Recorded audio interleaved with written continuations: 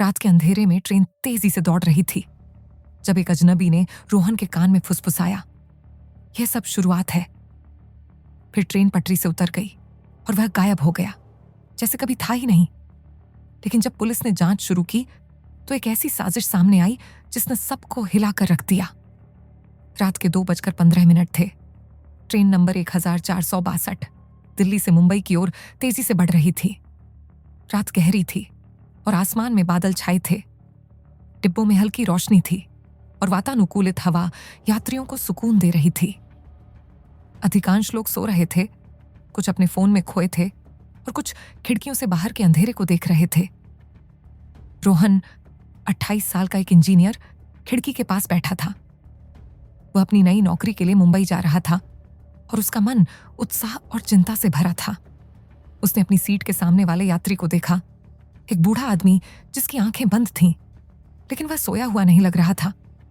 रोहन को कुछ अजीब सा महसूस हुआ, जैसे कोई उसे देख रहा हो।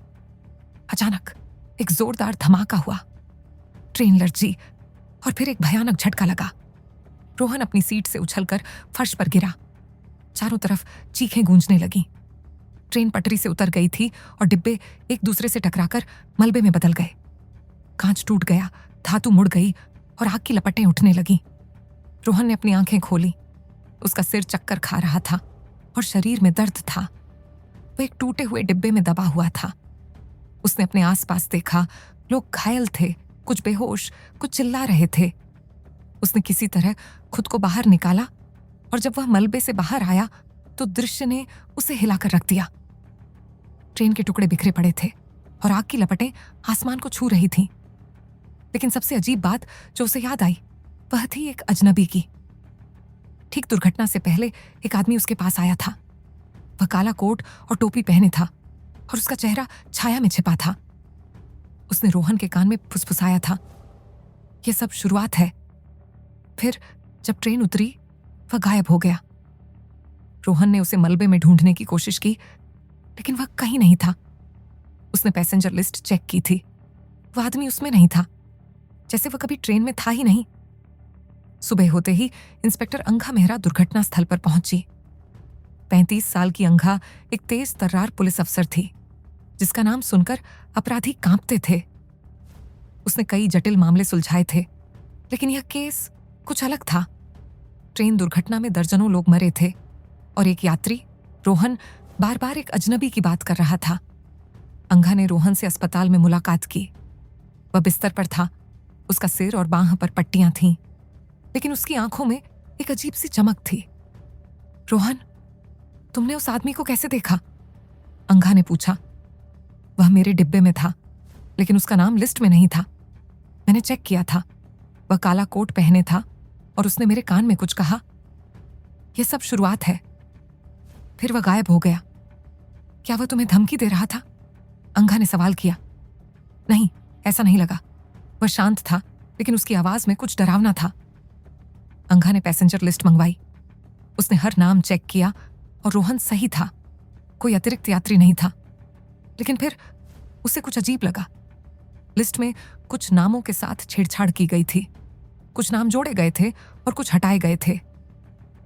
यह कोई हादसा नहीं था, अंघा ने अपने जूनियर कांस्टेबल विवेक से कहा। यह एक साजिश थी। विवेक 26 साल का, थोड़ा डरपोक लेकिन तेज दिमाग वाला, बोला, मैम, लेकिन क्यों? और वह अजनबी कौन था? यही तो हमें पता लगाना है, अंघा ने कहा।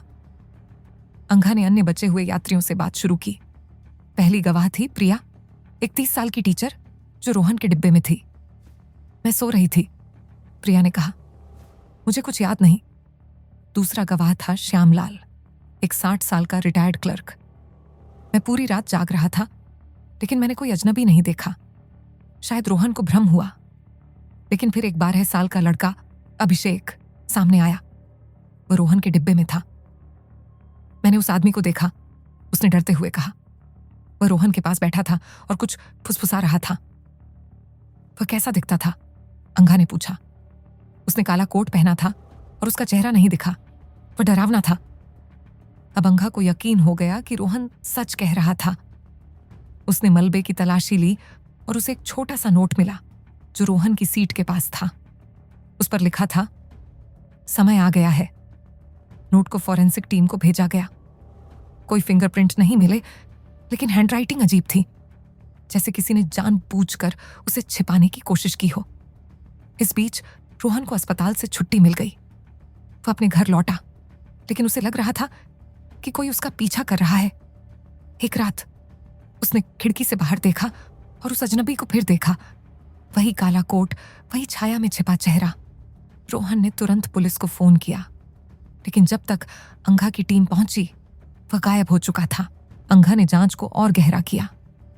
उसे पता चला कि ट्रेन में एक मूल्यवान तकनीक ले जाई जा रही थी, एक प्रोटोटाइप जो संचार के क्षेत्र में क्रांति ला सकता था। लेकिन दुर्घटना के दौरान वह चोरी हो गया था। अंघा को शक हुआ कि अजनबी इस चोरी से जुड़ा हो सकता है। उसने मीडिया का सहारा लिया और एक प्रेस कॉन्फ्रेंस बुलाई। उसने अजनबी का हुलिया बताया और लोगों से जानकारी मांगी। अगले दिन उसे एक फोन आया। एक आदमी ने कहा, मैं उस यात्री के बारे में जानता हूं, मिलना चाहते हैं तो पुराने गोदाम पर आइए। अंघा ने सावधानी बरती। उसने बैकअप लिया और एक वायर पहना। जब वह गोदाम पहुंची तो वहां एक लंबा पतला आदमी खड़ा था। उसकी आंखें तेज थीं और गाल पर एक निशान था। मेरा नाम विक्रम है, उसने कहा। मैं इंटेलिजेंस ब्यूरो से हूं। मैं उस ट्रेन में था। विक्रम ने बताया कि वह प्रोटोटाइप की सुरक्षा के लिए ट्रेन में था।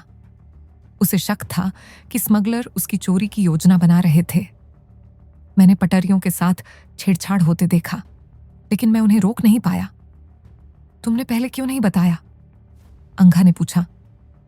मुझे अपनी पहचान छिपानी थी। स्मगलरों का नेटवर्क बहुत बड़ा है। अंघा ने उसकी मदद स्वीकार की। दोनों ने मिलकर स्मगलरों का पीछा शुरू किया। जांच ने उन्हें मुंबई के बंदरगाह पर एक गोदाम तक पहुंचाया, जहां स्मगलर प्रोटोटाइप बेचने की योजना बना रहे थे। अंघा, विक्रम और पुलिस की एक टीम ने गोदाम पर छापा मारा, लेकिन स्मगलर तैयार थे। गोलीबारी शुरू हो गई। अंघा और विक्रम ने बहादुरी से लड़ाई लड़ी, लेकिन स्मगलरों का सरगना, एक आदमी जिसका नाम रवि था, प्रोटोटाइप लेकर भाग निकला। अंघा और विक्रम ने उसका पीछा किया। सड़कों पर तेज रफ्तार कारों का पीछा हुआ और फिर पैदल दौड़। आखिरकार उन्होंने रवि को एक पुरानी इमारत में घेर लिया। रवि ने प्रोटोटाइप को नष्ट करने की धमकी दी। पास मत आना, वरना सब खत्म कर दूंगा। लेकिन विक्रम ने उसका ध्यान भटकाया और अंघा ने पीछे से हमला कर उसे पकड़ लिया। प्रोटोटाइप सुरक्षित था। अध्याय 6, अंत या शुरुआत। रवि को गिरफ्तार कर लिया गया और प्रोटोटाइप वापस मिल गया। विक्रम ने अंघा का शुक्रिया अदा किया और फिर गायब हो गया, जैसे वह पहले कभी था ही नहीं। रोहन, जो इस मामले को करीब से देख रहा था, ने राहत की सांस ली। उसने सच कहा था और अब सच्चाई सामने थी। लेकिन एक सवाल उसके मन में रह गया। विक्रम ने कहा था, यह सब शुरुआत है।